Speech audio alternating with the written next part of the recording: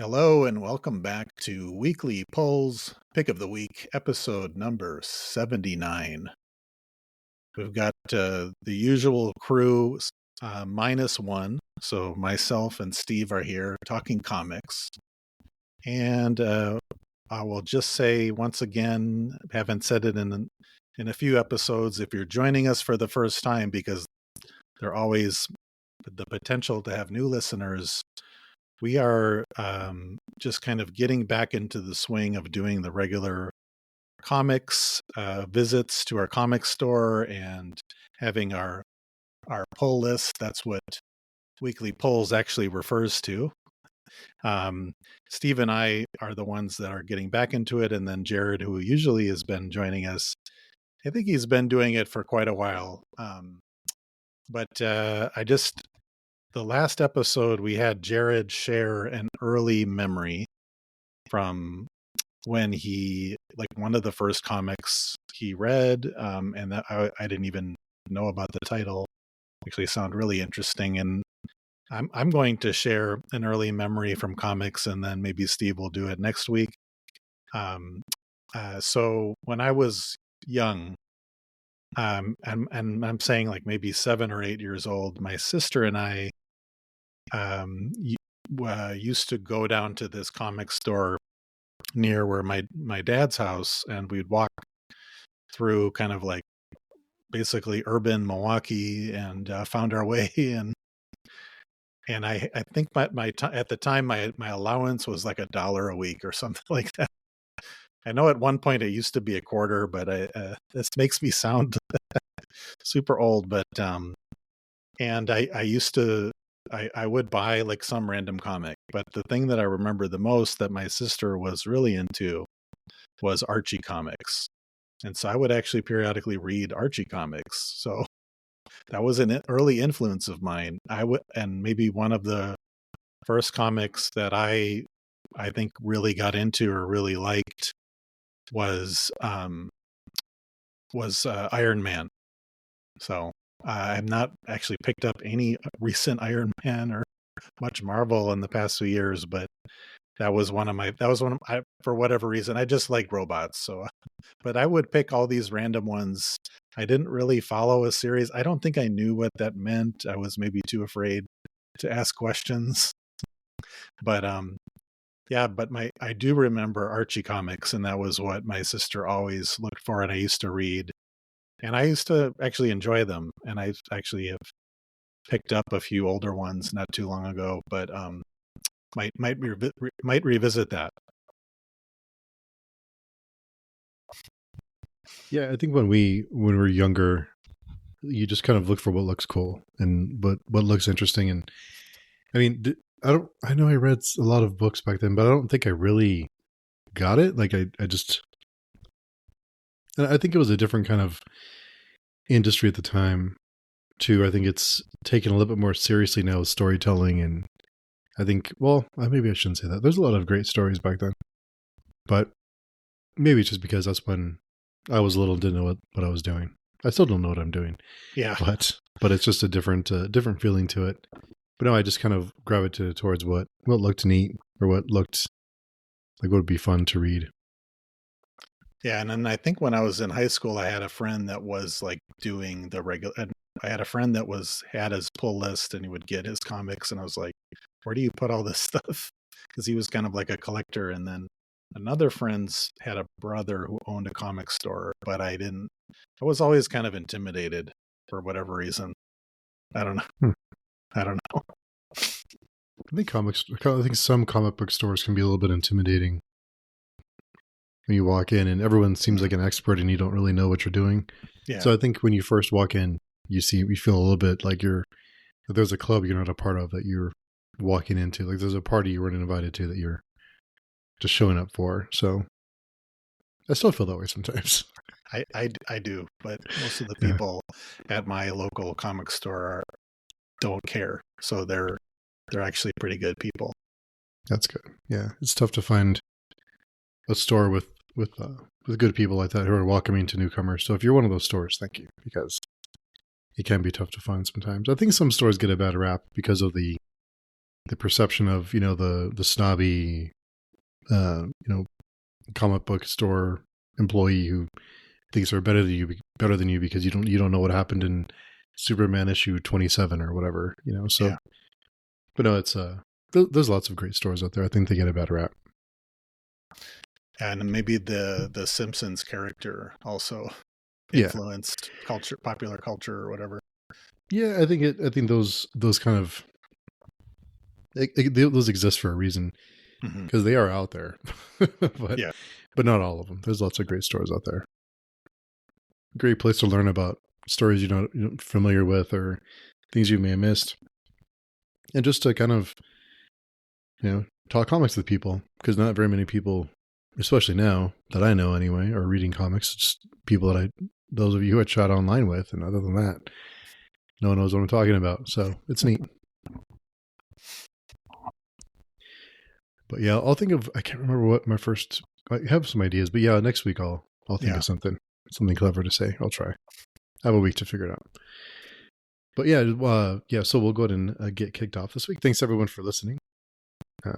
Back again. So my first one is the only absolute book I'm still reading, which is Absolute Superman number 5. I'm still enjoying this one. I really enjoy Rafa Sandoval's artwork. It reminds me of, it has like a Jim Lee feel to it.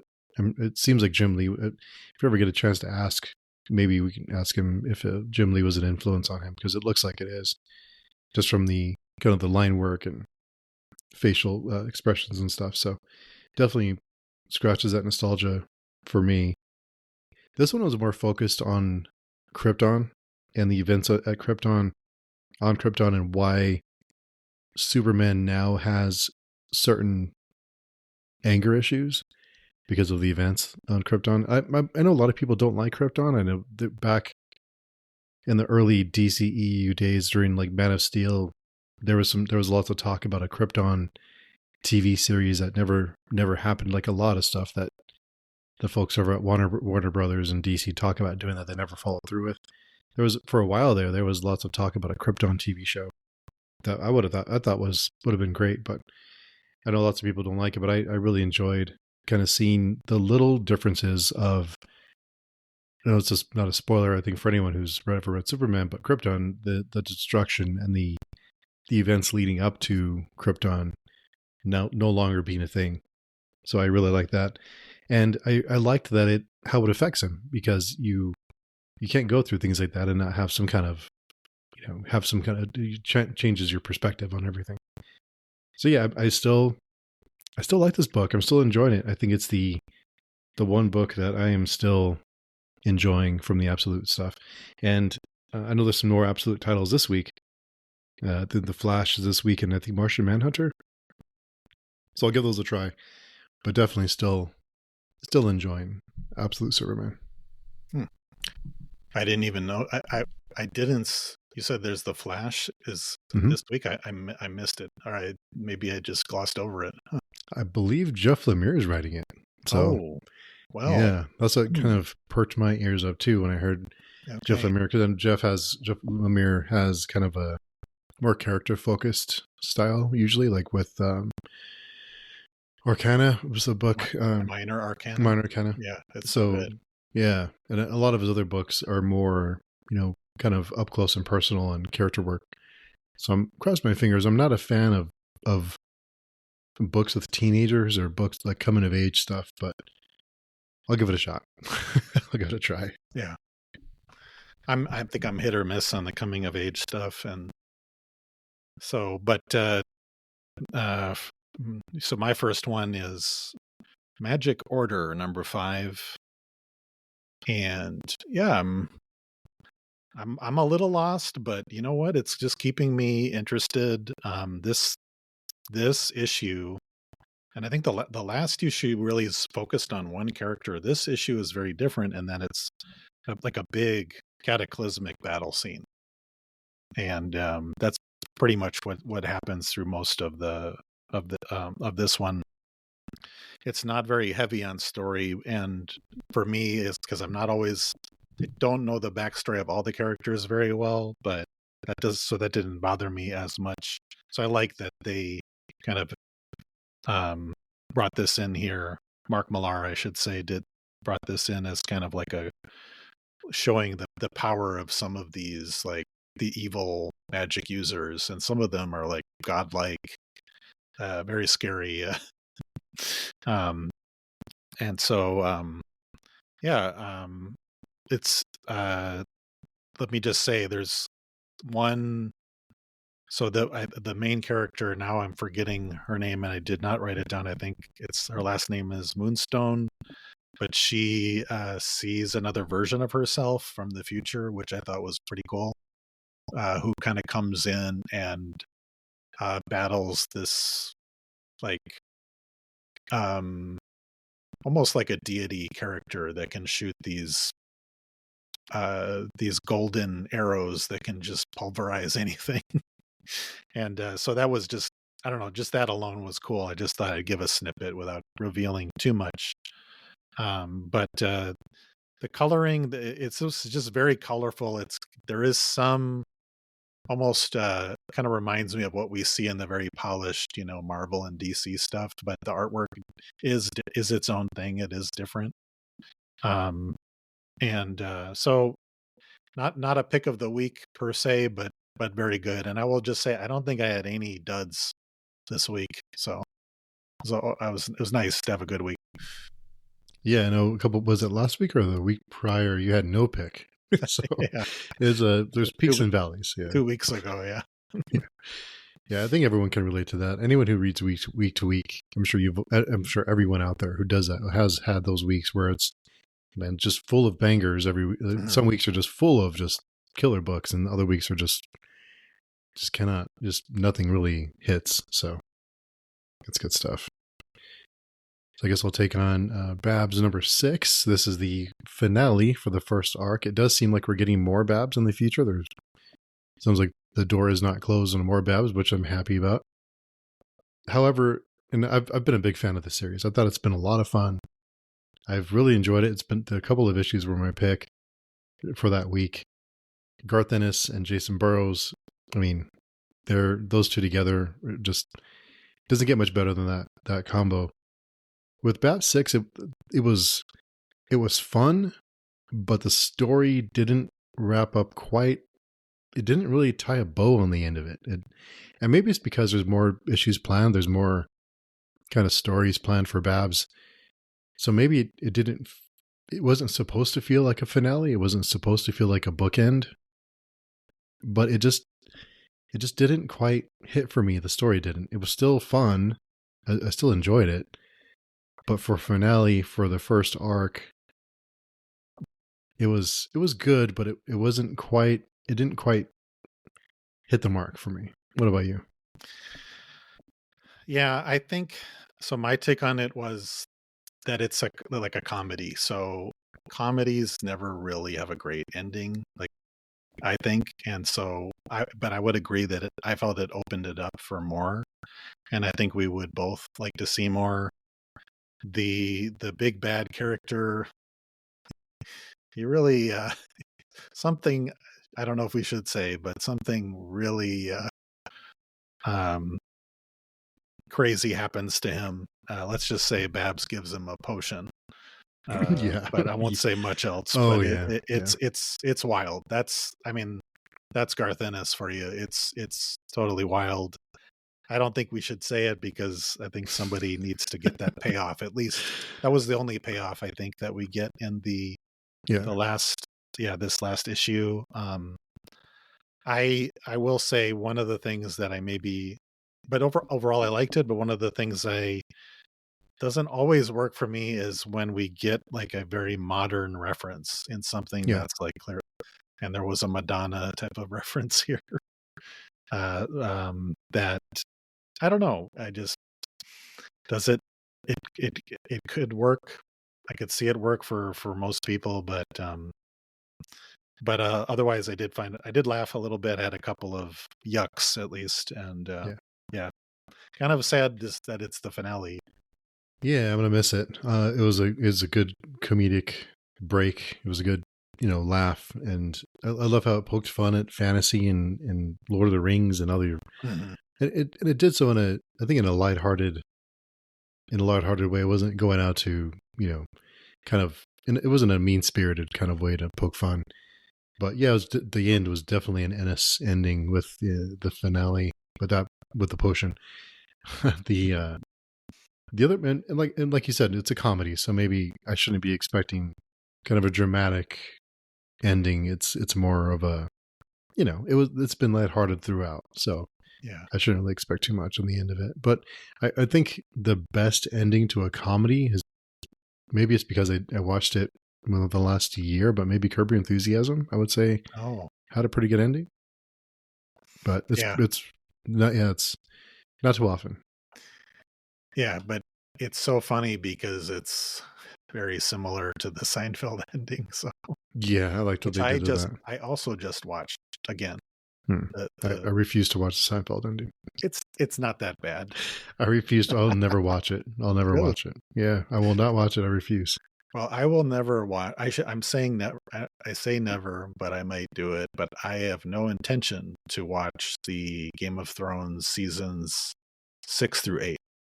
I think I stopped at 4. 5 is Um, pretty good. but I stopped where the book stopped, and I know Yeah, you can't avoid, because of the worlds that we are in here, and I can't avoid hearing some things that show up in like the last season 8 or whatever. But yeah, anyway, we don't have to go off on that tangent. But yeah. I know we can go for a long time about that. It's a great way to go off on a tangent. But yeah, I don't blame you for stopping at 4. I think 5, season 5 was pretty good, but after that, it definitely, you can feel the changes. Yeah, yeah. Hmm. yeah. All right, so the last book that we did not have in common this week was, for me, was Dark Pyramid #1 by Mad Cave. This is about a content creator who is like an adventure vlogger who goes on this kind of hike.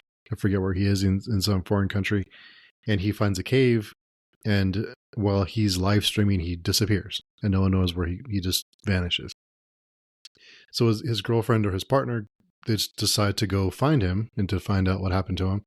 She goes to this small, remote town that has all the small town vibes, the creepy couple of police deputies, the weird natives who are kind of, real closed off and isolated, and you kind of, all those typical vibes you get from small towns and all the movies and entertainment.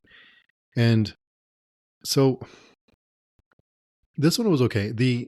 She also decides to live stream her attempt to rescue him, which I didn't really understand. The way that it works, what worked for me was that she's explaining what's happening, or what her thought processes are during this time, because she's talking to the camera, which in turn she's really talking to the reader. So she is filling in the gaps of what she's thinking and what she's doing. I felt it was a little bit, I don't know if it really worked. I don't really know what the point of it is for her to also be a creator, to her to live stream her experiences too. I'm sure it'll make sense.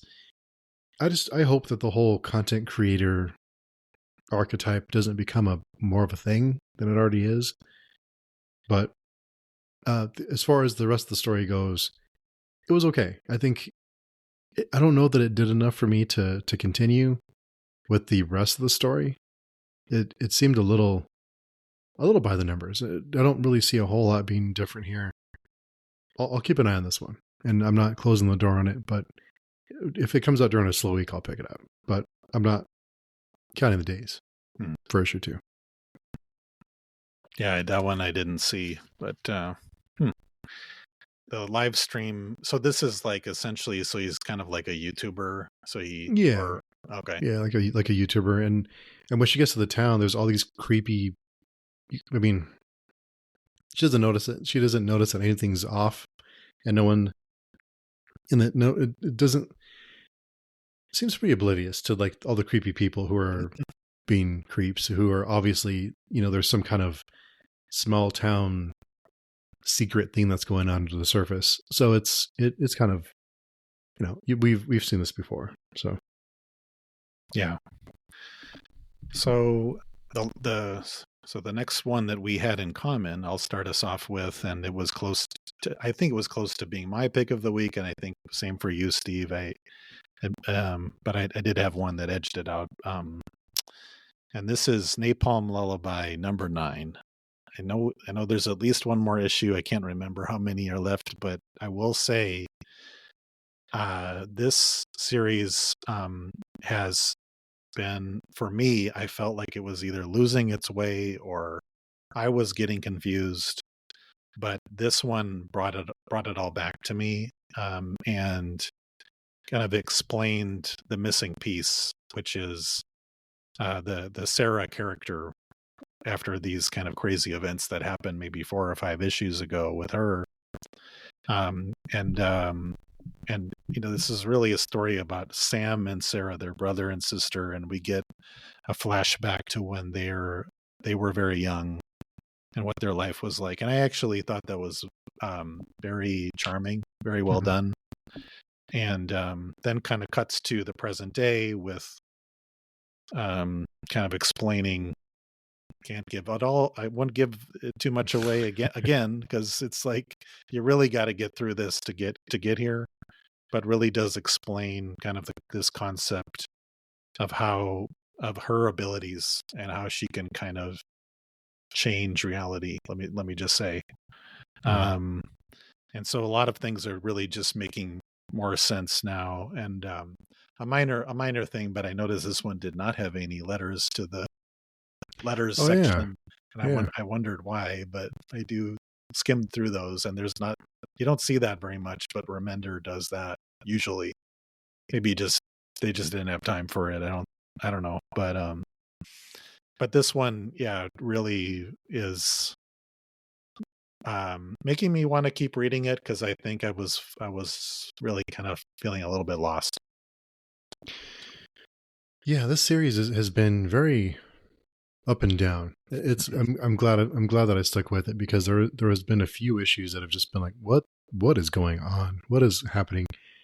But then an issue or two later, it may all make sense. It's like, okay, I see what he's doing here.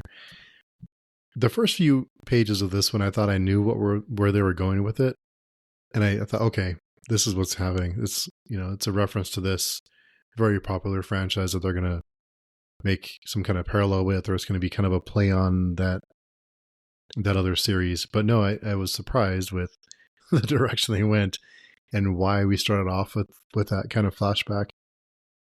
This is a mind-bending series that I think he's really taking chances with exploring these different ideas, and he's doing it in a very I love Remender, but I think it must be really tough to tell a story like this in this format, because I'm sure you'll lose people.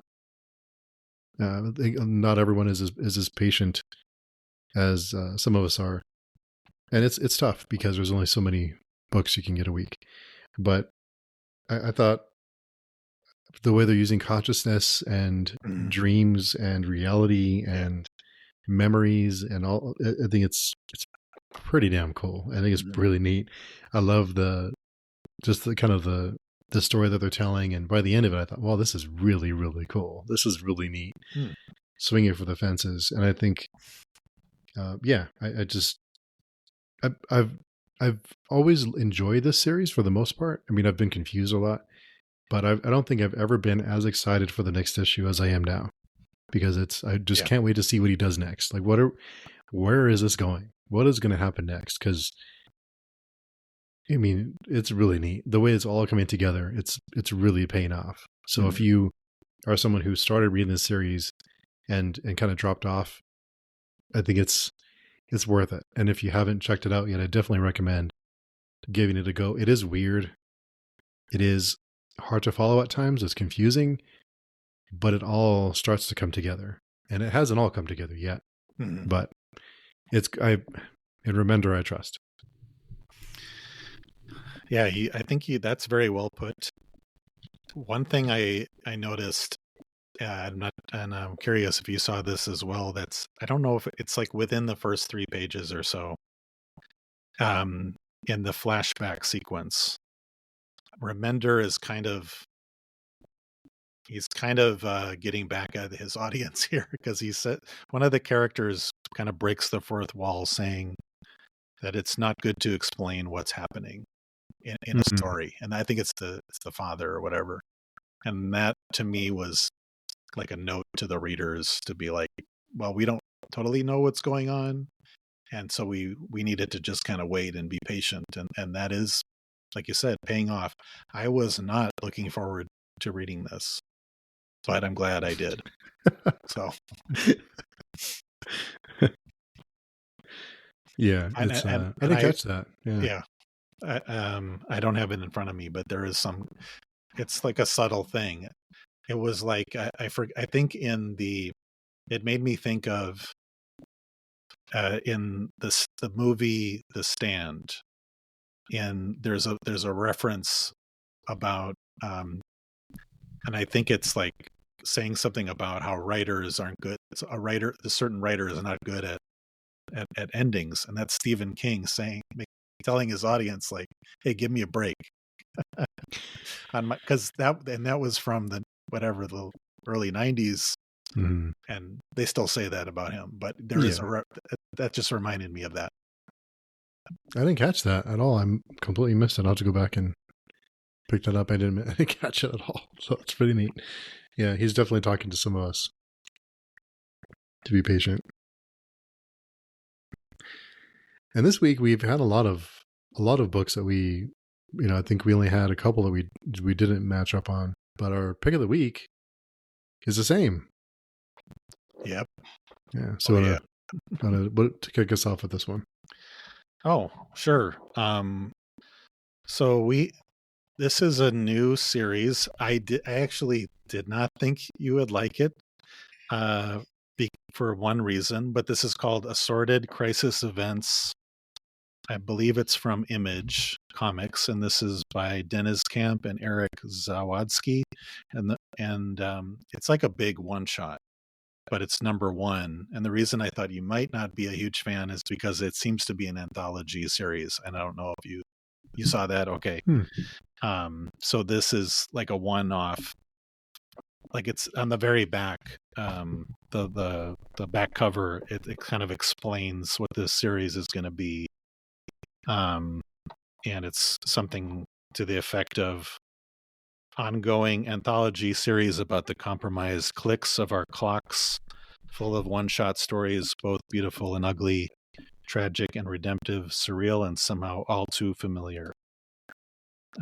So I I don't know exactly. I guess they're like potentially like kind of what if fantasy or science fiction stories. And this one features a young lady named Ashley, who's our protagonist, that is in this weird version of our world that where time is collapsing in on itself. And they even refer to people with atypical temporal phenomena. So they're like people that kind of phase in and out. And so she like goes to work, and it's in a place that she's been working at 10 years, and they say, well, we've never seen you before. Her parents mysteriously disappear. There's weird things happening. There's people from way in the future that are mingling with everyday people. There are people that are from the medieval time period that are just kind of there. It's not really explained.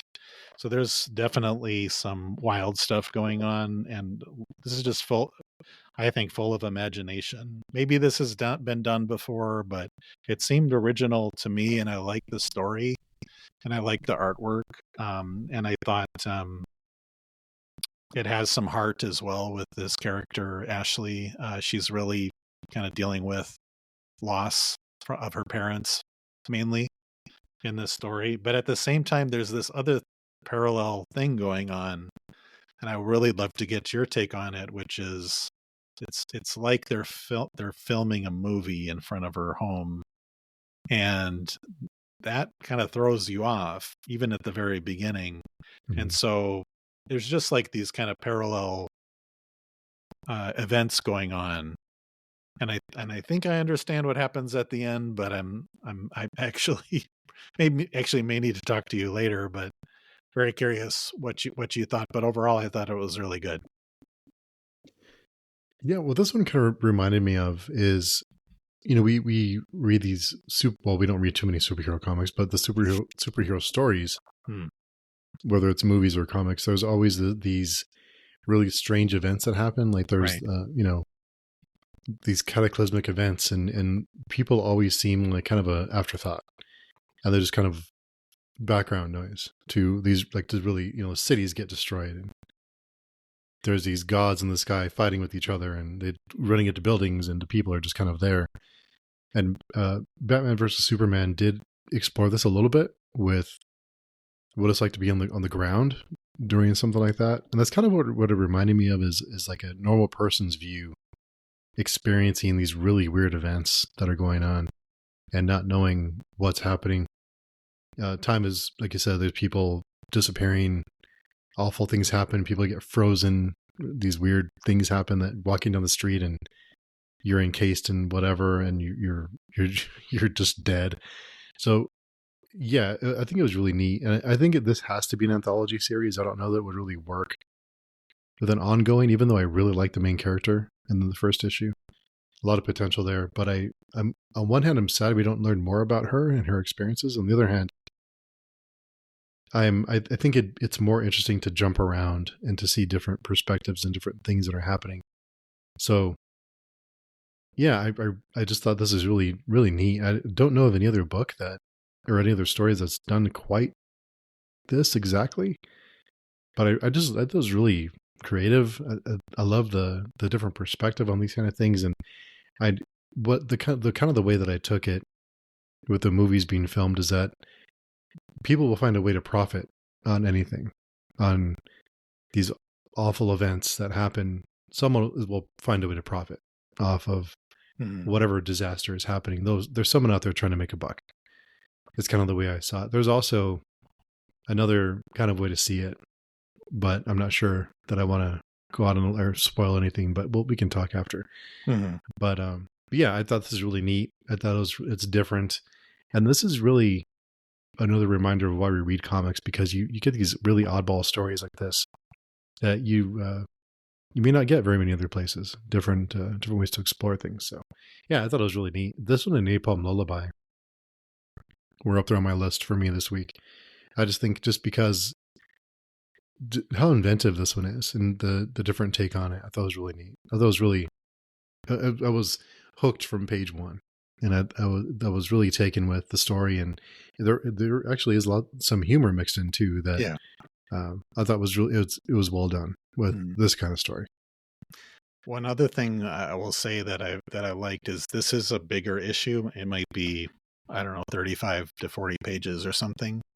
And there is in the middle, there's maybe 6 pages worth that just have very little dialogue. So a bigger size comic can afford, taking its time and not having a ton of dialogue. And so I like that. It kind of gives you a moment to soak in this world, and I just thought it was very well structured. It's funny because it is a longer issue. It is a longer than normal issue, but it didn't feel like it was longer. It flew. I mean, it just flew by. So yeah, really great. Still really good stuff. And the artwork was great. All the writing was great. I think from front to back, it was damn good. I concur. Yeah. Yeah, I wasn't sure and it is available on Hoopla on my Hoopla anyway. It's available. So if you're listening and you use Hoopla, check it out, because I did read it on Hoopla. So great. It might be available for anyone else who wants to check it out. Lots of stuff speaking of, lots of stuff on Hoopla. I know Mike's been championing this for a long time, but wow, there's lots of stuff. I mean, it's pretty wild how much is out there to read from your local library. I mean, it actually helped me get back into comics, because I wasn't like I just sometimes just like going on there and scrolling for whatever. instead of other kinds of doom scrolling, I like just searching to see. You could search by the author, and I just like, they did that, or the artist. Anyway, but Yeah. it's pretty cool. Yeah, I did find the Uncanny X-Men run, the Claremont run. So we'll double check with Jared and see if that's something he wants to read. But I think that'd be a good candidate for us reading kind of an older run together, weekly, issue by issue. Oh yeah, I also I would love to get back into X-Men. I think the issue is Jared has read it all, so is he willing to do it again? Or well, I read it, but it was many too. moons ago. Yeah, so I probably don't remember much of what happened. You may have a different take on it anyway. Yeah. It's been a couple of years. it's been a little while, but yeah, I love coming back to stories that you read as a kid that you enjoyed, and you go back and read as an adult, and how differently you see it, because you're going to have a different perspective on everything. So it is interesting to see how it hits the second time. Oh yeah. But cool, yeah, it was good. I mean, we had a lot of overlap. It was lots of great books. I don't think I had any duds. Well, Dark Pyramid was okay, so I don't regret reading it. Has potential. So, but overall, pretty damn good. And I think we're also looking forward to next week. It's going to be a couple of big ones. Yeah. So it's going to be cool. Absolute Flash. We have The Sacrificers, which is always on the top of my list. There's a couple of the ones that I have my eye on, but yeah, those two. I mean, I'm a sucker for Remender. So yeah, I mean he's killing it. Mm-hmm. I even like I like the new series as well. I don't know when the next one's coming out, and I've now forgotten the name of it, but it has the clowns and the circus stuff. Yeah, there's so many books out every week. So many books. It's kind of wild. But yeah, lots of good stuff coming up this week. So looking forward to talking about those and yeah. Well, cool. Well, thanks everyone. This is episode number 79 for us. We're getting closer to the 100 mark. We'll be there in a few months. Well, several months. But hope everyone's doing well. If you'd like to connect with us, the best way is on our forum on pagedoing.com. We do have some reviews up for comic books. I do try to write reviews for comics that I read. My pick, I always try to write a review, and I occasionally here and there just other ones just for fun. So come by and check that out. Mike also writes when he has a chance on the blog. Join our forum. You can DM us personally there. Let us know how wrong we are about whatever it is we said. And give us recommendations, old or new. Love to hear about it. Or ideas for future episodes. Let us know what you think. And let us know if someone's out there listening. So cool. So until next time, hope everyone is doing well, and hope you found your pick of the week. We will talk to everyone very soon. Bye-bye.